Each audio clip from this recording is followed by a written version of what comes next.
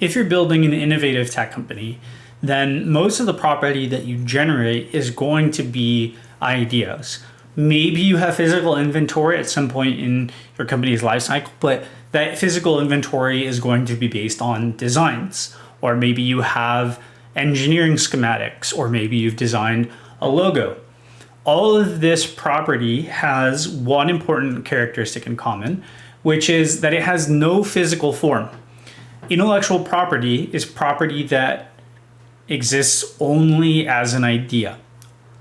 What's important about this is that once an idea is out, it's out and it can be infinitely reproduced and it can't really be clawed back. And so in order to protect people coming up with ideas, there are various forms of intellectual property protection that the people coming up with these ideas can take advantage of. Intellectual property protection ranges in the amount of formalism required.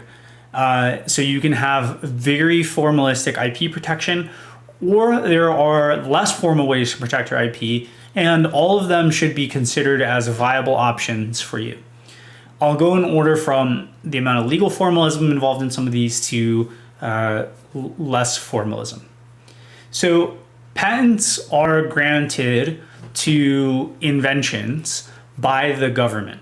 The US Patent and Trademark Office says that people who create a patented invention get 20 years of protection on that invention where nobody else is allowed to use that invention. And if somebody does, they can be sued for it. So there are a handful of requirements for a patent. It needs to be patentable subject matter, so it can be art, music, abstract concepts. It needs to be novel, so it needs to be new in some way. It needs to be useful. It needs to be non-obvious, and it can't have been used by people in the past. So the last one is really important.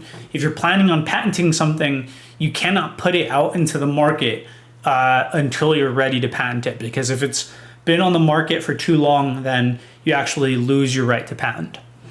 Patents require a lot of work. You have to file a patent with the USPTO, the US Patent and Trademark Office. And the process is not only pretty convoluted, if you retain an attorney, it can be very expensive. So the cost of patents with a lawyer range from anywhere between $10,000 and $20,000. You can do it on your own by paying all the patent fees and learning how to file patents. If that's too expensive, it's very doable, but very difficult. But in exchange, you get patent protection for 20 years on your invention. You get the exclusive right to use whatever it is that you invented. Trademarks apply to marks that distinguish one product or one business from another product or another business. So think of logos, packaging can be trademarked if it distinguishes one product from another product, slogans, business names. These also require a filing with the US Patent and Trademark Office, and they protect anything that helps distinguish your business from another business. So when you create a logo, when you get that great name for your business, you need to make sure that it's not something that's already been trademarked with the USPTO. And if it isn't, and you want to protect it and make sure that nobody else is using that name or logo, you need to make a filing yourself. Copyright extends to any creative work. And there are a lot of misconceptions around how to get copyright protection. Some people think that if you create something that's copyrightable, let's say a line of code or a piece of art, that you need to put the C with like a circle around it. You don't need that to create copyright in a work. Copyright automatically vests to the creator of a work when that work is reduced to some sort of tangible form. So if it's written down somewhere, or if it's recorded, then you automatically have copyright in that work. You can do a filing with the Copyright Office, and it's beneficial for you because it helps establish a public record of the copyright, but it's not necessary. Copyright can protect anything from design, schematics, code, things that aren't patentable, other creative works such as music and art. So this offers a pretty broad set of protections for things that you might be creating in making your business. Outside of the filings that you might make with the federal government for trademarks, patents, and copyrights, you can also protect your intellectual property by entering into agreements with people that say that they cannot use your IP in ways that you don't want, or that they're limited in using your IP. So these are just contracts. You can always contract with people around the usage of your intellectual property. So some examples of this are non-disclosure agreements, or NDAs. When you're sharing an idea with someone and you don't want that person to use your idea, you can make them sign an NDA that says that any concepts that they acquire from you, from your conversation, or from your meeting at your office, or from a tour of your factories, is subject to non-disclosure. And if they disclose those ideas and concepts to people, then they're opening themselves up to litigation. You can sue them for hurting you, for breaking the contract. Other contracts that control the use of intellectual property are end user license agreements. When you use a piece of software, you have to agree to the terms of use. And in the terms of use, there are usually terms that say that you cannot steal designs, you can't steal any of the technology that's being used in the software. And if you take those designs, if you take the code, then again, you're exposing yourself to a lawsuit from the person that you entered that contract with.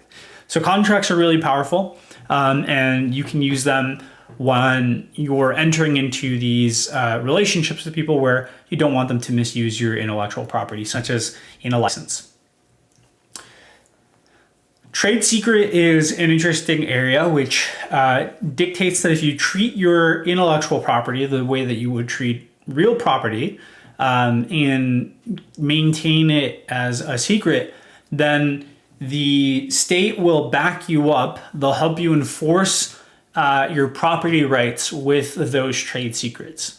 So if you have a secret business process, like a factory or assembly line that's state of the art you designed, and you make sure that nobody gets to see that state of the art factory line, you put it in a factory with no windows, you make everybody sign NDAs.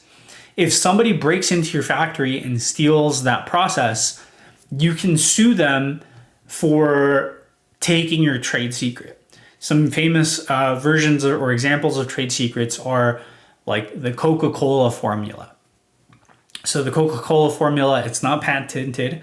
I don't think it's available for copyright, but it's protected by a trade secret, and Coke protects it the same way that it would protect a very expensive piece of jewelry. So you can maintain trade secret by not exposing the secrets of your trade.